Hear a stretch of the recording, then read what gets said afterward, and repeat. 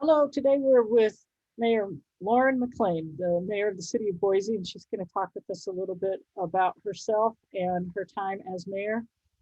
Madam Mayor, thank you for taking the time to talk to us. Oh, it's so great to be here and really to see you, one of my former professors. So thanks for the invitation. It's nice. It's my pleasure. And we, of course, all of us, we're just so proud of you and to have you connected to our program. I always start with asking people to tell us a little bit about how you came to be where you are. How did you end up being mayor of Boise? Sure. For me, it's a long, windy road. So I won't bore your class with that. But I'll say this. When I was a graduate student at Boise State in 2000, 2001, I'd just come to Boise. We visited, fell in love with the community, and decided this would be our home unexpectedly, really unexpectedly. And while I was at Boise State getting my master's, I jumped in and got involved in neighborhood politics. So helped lead the first open space foothills levy, which we actually in May of 2021 will celebrate 20 years ago. I mean, I was just a kiddo. And after being involved in that community-led effort, I got more and more involved in local politics and just city issues where I volunteered on commissions and then later joined the council. And then of course decided rather late in the game to run for mayor, but here I am. Well, congratulations on your victory. And this is your first term.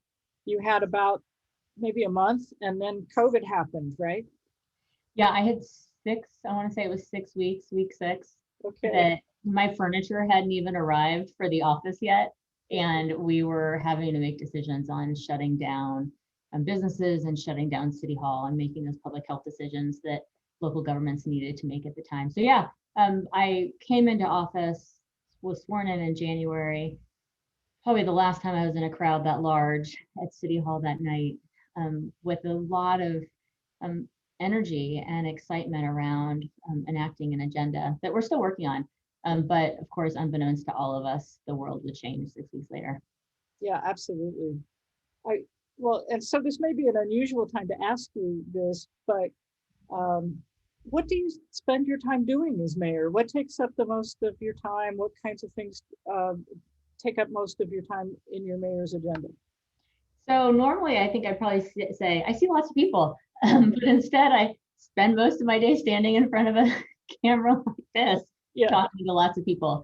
And no, but in all seriousness, most of my time is split between working with department directors and members of our City Hall staff that are charged with policy changes and enacting our priorities as a city to make sure that what we're doing here creates a city for everyone.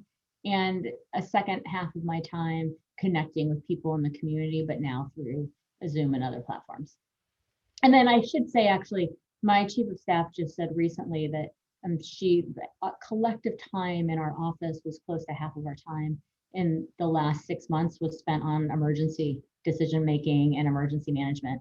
So that connecting with the community is often over, what we need to do next, hearing from medical professionals, working with community health providers, et cetera, to make sure that we're supportive of them. But at the same time, while my staff team collectively has spent a lot more time on that than we expected, we're spending the other half of our time on the initiatives that we came to office with.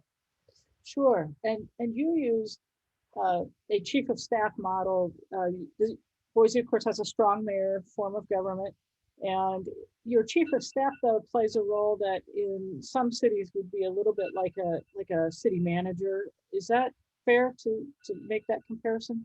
No, yeah, because you are the expert in city government, and county government, so I'm not going to tell you no. So that's how it was historically. Actually, the person formerly in the role never took on the chief of staff title, and he really was in many ways a city manager.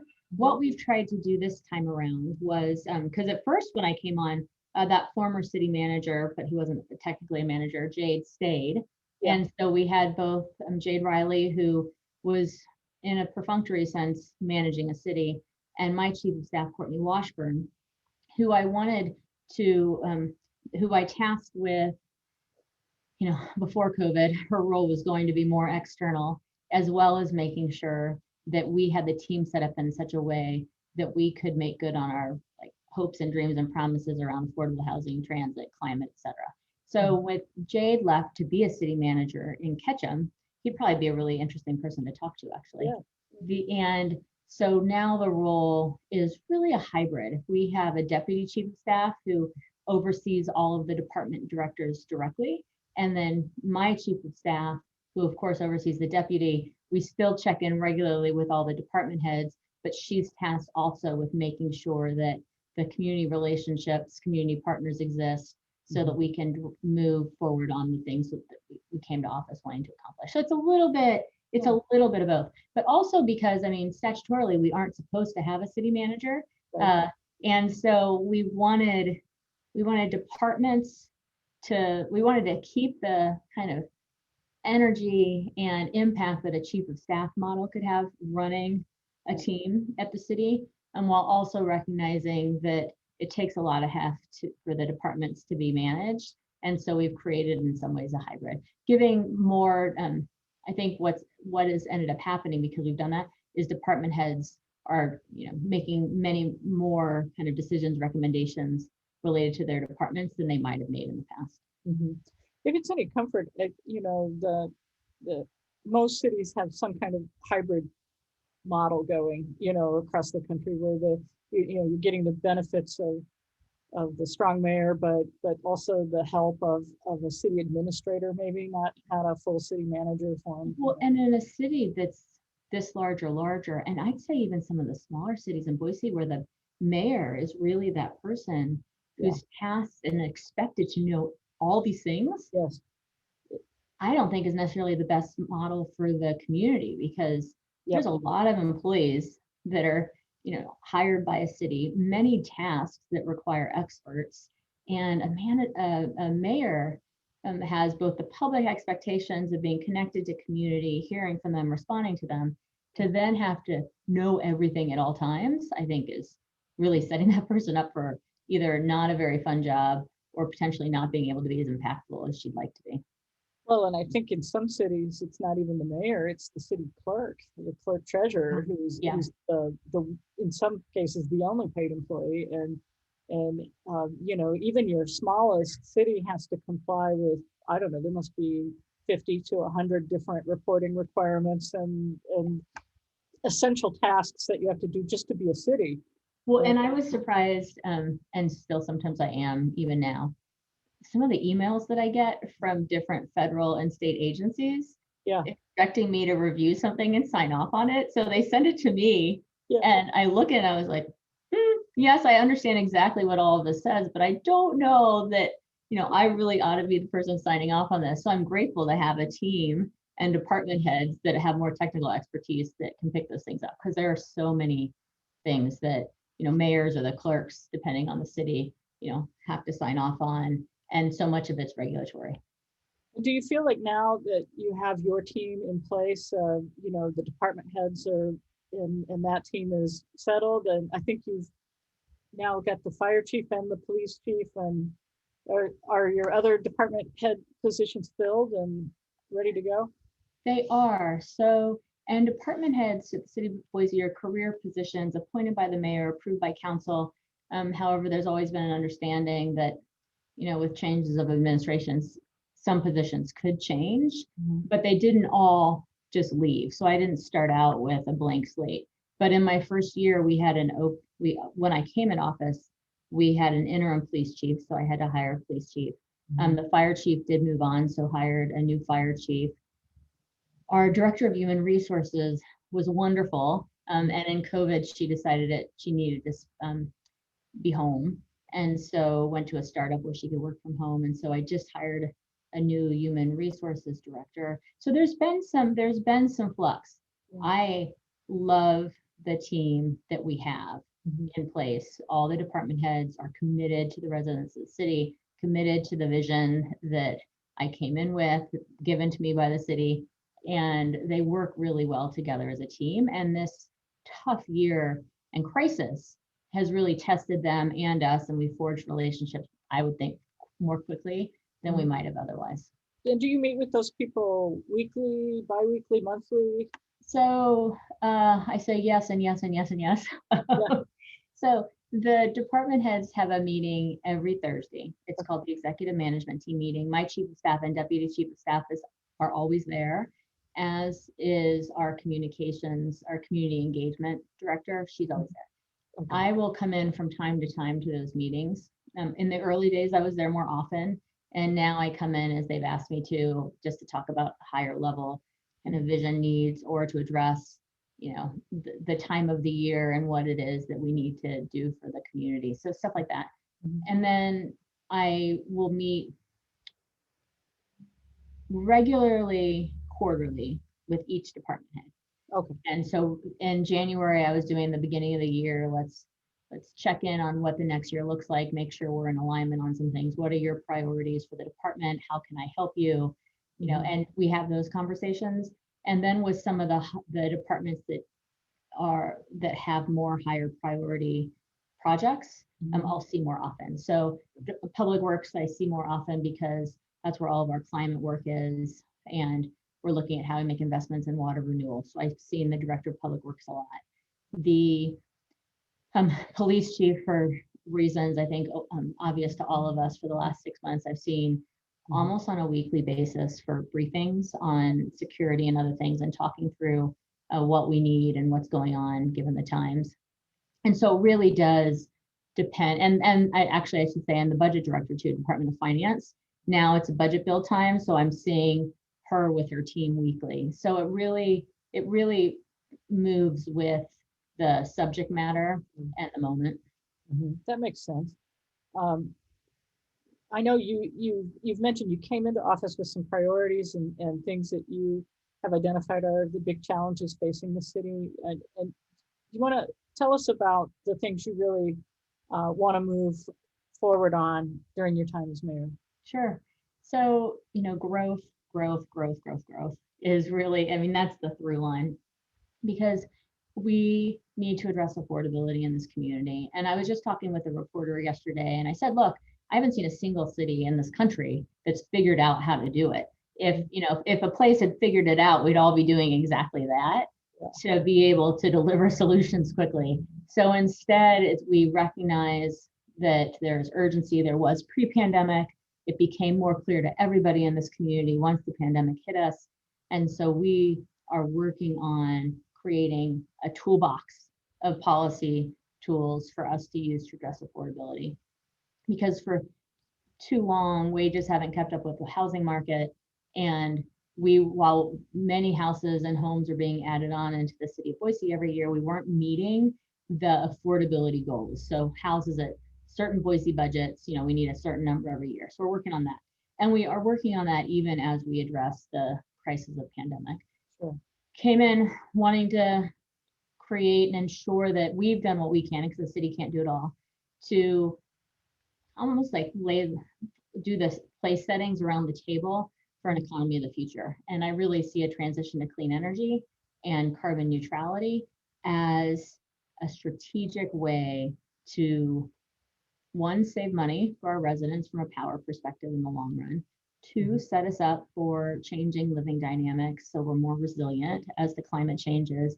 And three, this is the really important one, create job opportunity for this valley in the long run through climate innovation. I want us to grow at home the tools that we need to meet our climate goals. And so we've started a climate action division. We're doing a roadmap so that we know how, as a city government, we can be carbon neutral.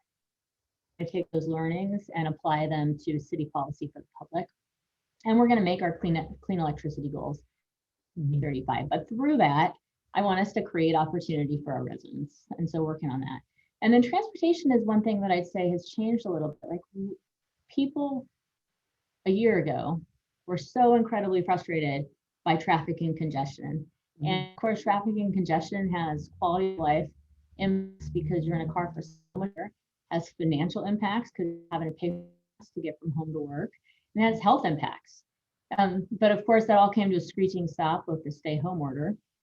And so as we want to focus on building a more robust transit system, we have to recognize that it's going to be a little while before people feel comfortable jumping back on buses. So instead, last year, we focused on creating a map that will guide our residents to set aside, and well, I can't say we will because we want to, canal pathway access for our residents. So we can connect, so thinking about transportation in a different way, people from home and from the farmlands all the way work it into the foothills by having access to canal pathways. And just like the Greenbelt 50 years ago started with a map of who owned what and what we need to ask for, we're doing the same thing with canals. You see that as a way to get cars off the road for those that would choose jump on a bike and use those pathways to get to work. But also, as we were all stuck at home and wanted access to open space, it's a new kind of open space through so many neighborhoods. So that was we launched that and focused on that last year when we weren't doing as much like bus transportation work. And of course, now we're doing both. Like we're going to start making real on our vision of connected canals. And then we hope to work with the administration and the congressional delegation to raise money to do a bus rapid transit system on State Street. Yeah. So we've got a team of people working on that at the same time we're addressing the pandemic. So we've tried, and I have to give credit to our staff that, for so long, like you start to do your job the same way every day. And then they have a new mayor that says, hey, let's try some new things. And it's okay to take risks. And if it doesn't all work, at least we know that it doesn't work because we tried it.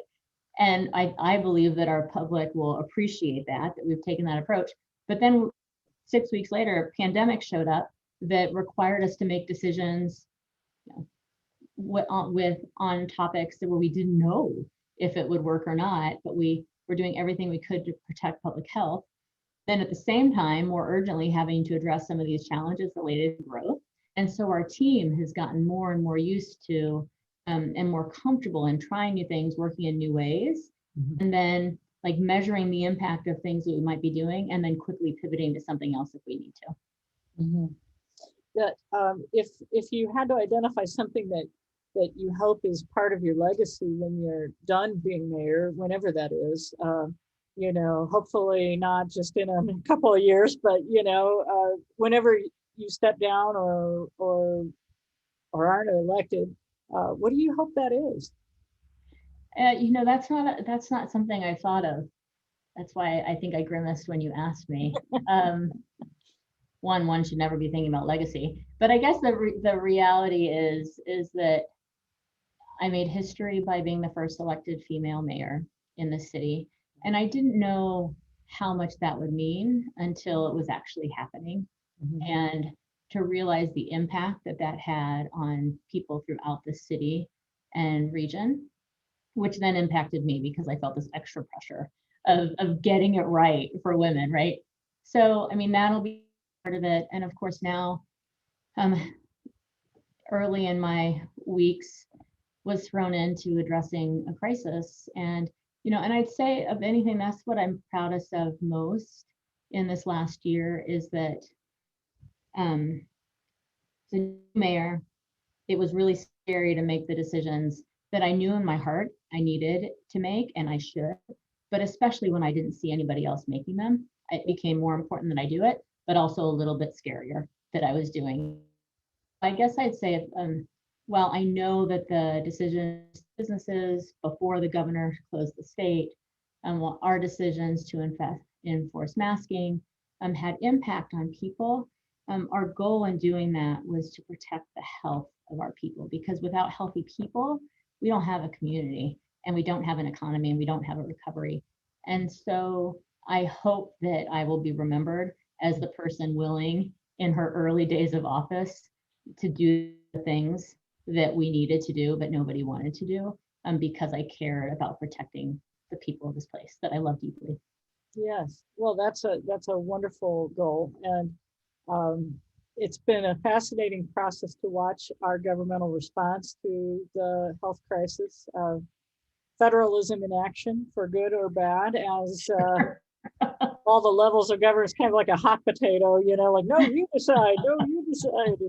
Of course, now the legislature is meeting as we're filming this in February, and they seem anxious to take back some of the powers to control and respond to public health matters, and put some limits on the governor at least, and probably on health districts and mayors as well.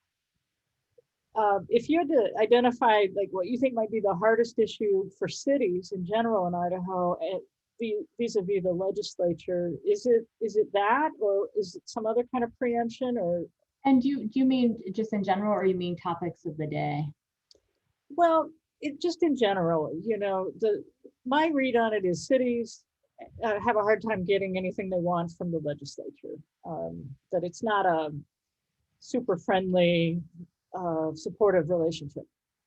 So it's funny because something I learned from you about Dylan's role, and now I feel it every day in action. And it as a council person, I'd say that I'd say actually the hardest part is that as cities, we're creatures of the state. And so the law reads in such a way that we have to be granted the authority to do something before we can do it. But the expectations of our residents are clear that mayors and cities ought to be problem solvers. Yeah. And so, and when in absent of federal support or state support, issues like supporting those who are experiencing homelessness, for example, fall to city, where I get the call saying, what are you doing about this? Yeah. When really the funding is at another layer of government, and we don't have the support from the feds that we need financially to do the work, but the citizens expect us to do it. Often we find ourselves as a city filling gaps that exist because other levels of government that could be filling that gap aren't, and our residents want us to do it because they have high expectations for the city, which I don't fault them for at all. I like that a lot. And so that's tough. And we, as the fastest growing city, or one of the fastest growing cities or regions in the country, are experiencing right now all of these real-time needs and pressures related to growth that a legislature didn't necessarily contemplate when passing laws on what a city can, may, ought to, or shall do. And so there's often that tension. And then of course we're, our residents want us to do even more, like thinking about the investments that we make to keep our quality of life and keep Boise the way she is while we grow, but also to set us up educationally, economically for a strong future.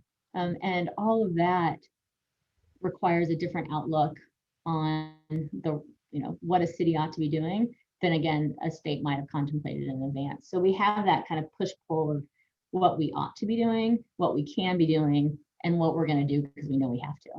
Yeah, no, that's really well said. I think cities are kind of the canary in the coal mine. When something's going wrong, the first level of government to confront that is usually the city government. And especially with housing affordability and homelessness, it's going to be the city services that are impacted by that first. So I get that. I see that we have used our 30 minutes that we have on your schedule. So I want to thank you for taking the time to talk to us, and wish you all the best of luck as you go into your second year here as Mayor of Boise. Well, thank you. And I really appreciate to talk to you. And can I just say to your students that I hope that you enjoy every moment, whether it be in your bedroom watching this video or on campus at Boise State, of your time here in Boise. We want to make sure that there's opportunity to keep you all here and really value your presence in our community. So thank you for choosing Boise State, for choosing Boise, and I hope that you choose us for good. Take care, everybody. Thanks, Lauren. Bye. Bye-bye.